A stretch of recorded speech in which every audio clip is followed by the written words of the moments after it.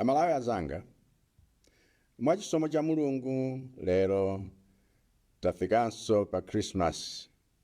Nthawi ya Christmas ngati imeneyi mwina yakupezani muli wathanzi, muli pa ntchito, mutadya bwino, komanso muli ndi abwenzi ndi abale okuzungulirani amene akufunirani zabwino ndi kusangalatsani. Kwa wena, Christmas imeneyi yafika pa nthawi yakuti muli kudwala, simuli pa ntchito, muli ndi njala, muli nokha, komanso maubale sali bwino. Kuti Christmas yatipeza bwanji aliyense wa ife, zimasiyana kolingana ndi mmenenso tili anthu osiyanirana. Koma chifukwa chimene Christmas idapatsidwa kwa ife, chifukwa chimenecho n'chimodzimodzi kwa tonse. Chifukwa buku la Yesaya 9:6, chifukwa chimene Mulungu adaperekera mwana wake kwa ife, nkuti Yesu akhale wolamulira wathu, wotilamulira ife tonse. Mtati tumuonetsetse, mawu a Mulungu akuphunzitsa kuti maufumu ndi maulamuliro a dziko lapansi adzatha tsiku lina.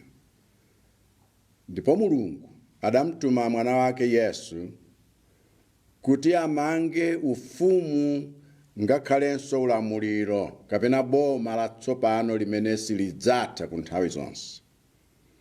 Ndiye ufumu umenewu ndi ufumu wa chilungamo, ufumu wa choonadi. Kolingana ndi Yesaya mneneri, munthu aliyense amene moyo wake tsopano waupereka pansi pa ulamuliro wa mwana wa Mulungu, ndiye kuti ali gawo la ufumu wosathawo ndi ulamuliro wosathawo. Ndiye funso langa kwa inu lakuti Christmas wafikayo, palibe kanthu kuti wakupezani muli athanzi kapena muli odwala, mwina muli nokha kapenanso muli ndi anzanu, muli nazo kapena mulibe, ndinu okondwa mwinanso sindinu okondwa, mwina mukudwala kumene, m'malo mwakuti muone chipambano. M'malo moti funso likhalela kuti kodi Christmas ameneyo zikupezani nzimenezi, tisinthe funsolo tinene kuti kodi Yesu, mwana wa Mulungu, amene Mulungu adampatsa kwa ife, kumpereka kwa ife, akhale wolamulira miyoyo yathu, kodi iyeyu aulamulira moyo wanu? Ndipo ngati akulamulira, nikulimbikitseni kuti inuyo mugwiritse ntchito nthawi ya Christmas ngati ino kuonetsa chikondi, kuonetsa chilungamo, kuonetsa ufulu umene mwaulandira kwa ulere kuchokera kwa Yesu. Zimenezo muzionetse kwa wonse amene akuzungulirani.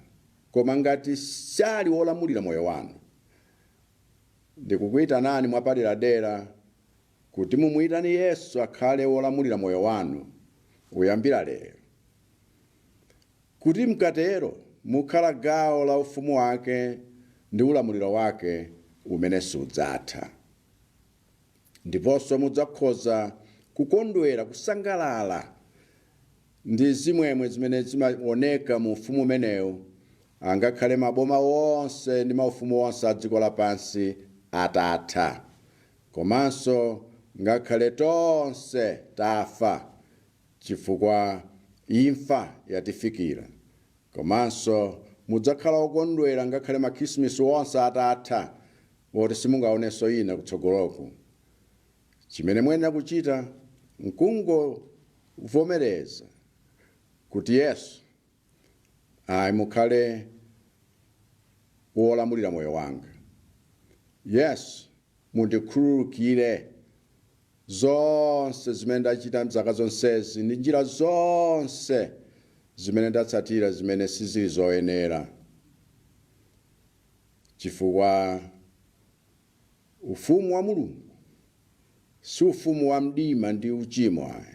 Ndipo muvomereza zimenezo nkunena kuti Yesu tsopano akhale wolamulira moyo wanu, mukhale gawo la ufumu wake wakuunika, ufumu wa chilungamo.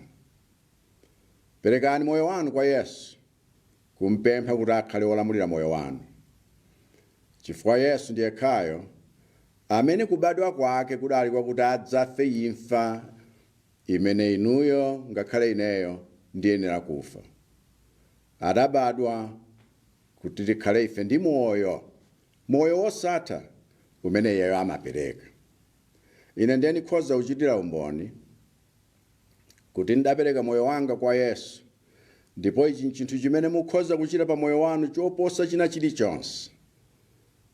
Chifukwa ngakhale ndine presidenti amene ndi wolamulira dziko, kapena ndine wamkulu wa boma la Malawi, palibe chimene ndingachite kapena chimene ndingakhale nacho chimene ukhoza kuchiyerekeza mpang'ono pomwe mtengo wake ndi mphatso imene Yesu adanipatsa ine. Tsiku ilo ndapereka moyo wanga ndili ku secondary school kumtendere, kuti Yesu akhale wolamulira moyo wanga. Ndipo mphero langa lakuti inunso zisakusempheni, zisakuphonyeni, mphatso ya mtundu umeneyo isakupitirireni. Chifukwa ndikufunirani Christmas yopambana.